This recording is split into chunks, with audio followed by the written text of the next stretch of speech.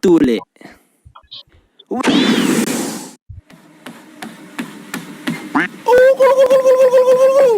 Subscribe. When I was a kid, I was a victim of hindi pa tuli, supot. And there was a pain in my heart that will never fade away. Charot. Siyempre, bata pa tayo noon, di ba? Madali tayong masar, madali tayong masaktan. Tapos ngayon, pre, natuto, nasaktan, naging bato. Supot, takot magpatuli. Defeat. Hindi, no. Naantay ko lang yung magandang nurse na magtutuli sa akin. Pero pag iniisip ko ngayon, potek, mga nangaasar pala sa'yo, mas matanda pa sa'yo. Kadalasan repeater pa sa school. Hindi, joke lang. Peace. Pero importante nga talaga magpatuli, sabi nila, 'di ba? Para daw malinisan at iwas infection. Importante magpatuli para tumangkad ka daw at para na rin sa future wife mo. Ay! At ayun na nga, dahil sa pangasar na yun dati ay naboost ang aking confidence. Sabi ko pa nga sa sarili ko, pag ako natuli, lalapitan ako ng mga girls. Lang yung content to. Nung elementary ako mga men, ay uso ang libreng tuli every bakasyon. Hindi ko alam kung meron pa ngayon pero dati may ganon. Naalala ko dati, tinawag ako ng mga auntie ko at sinabi sa akin na, Jen, may libreng patuli ngayon sa school nyo, punta na kayo. Isama mo na din tong mga pinsan mo para matuli na kayong lahat. Wow!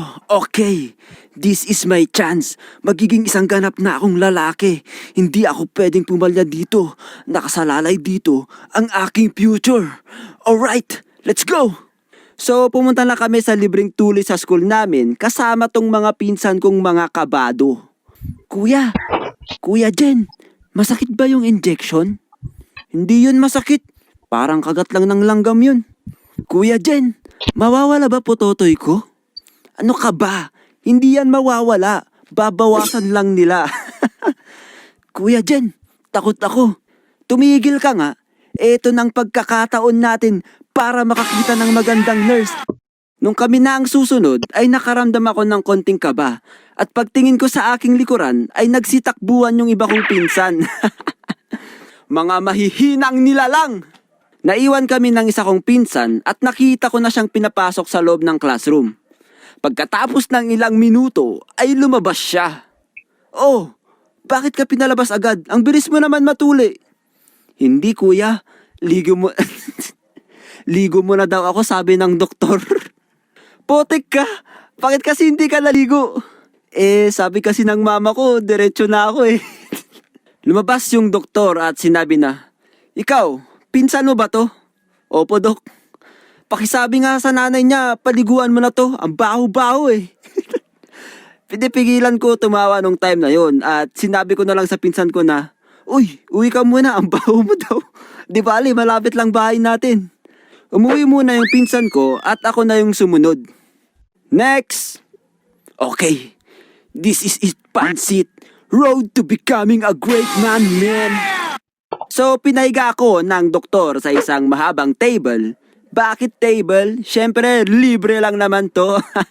Wag na tayo mag-expect ng social na patulian, men. Pulang tayo Nung sinimulan na ng doktor ang pagtuli, ay pinitik-pitik niya muna ang aking pototoy.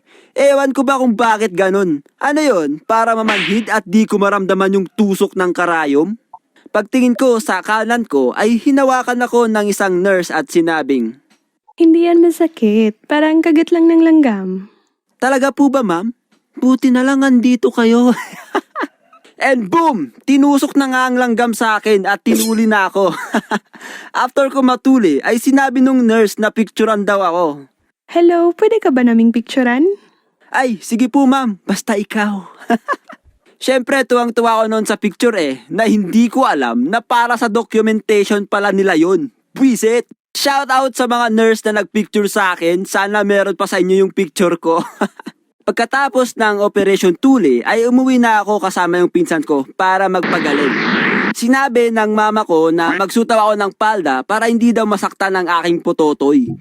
At iwasan daw ipakita sa mga girls para hindi mag-blush. Para hindi magkabatis, men. Hindi ko alam kung totoo yun eh. Kahit di mo ata ipakita, magkakamatis pa rin eh. Pero syempre, at iwasan daw ipakita sa mga girls para hindi mag-blush.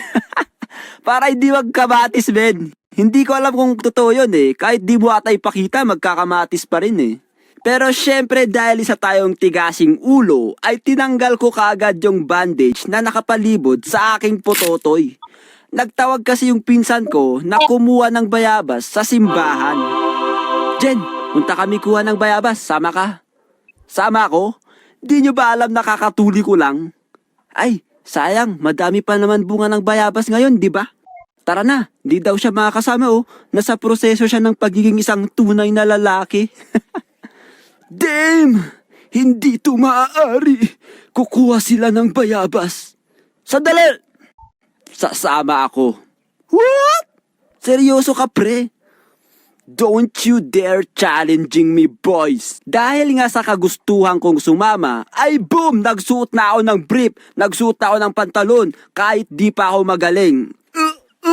Aray, sumasabit yung tahi. Okay, hawakan ko na lang. Let's go, boys! Kuha na tayo ng bayabas. Kailangan ko na din yung dahon.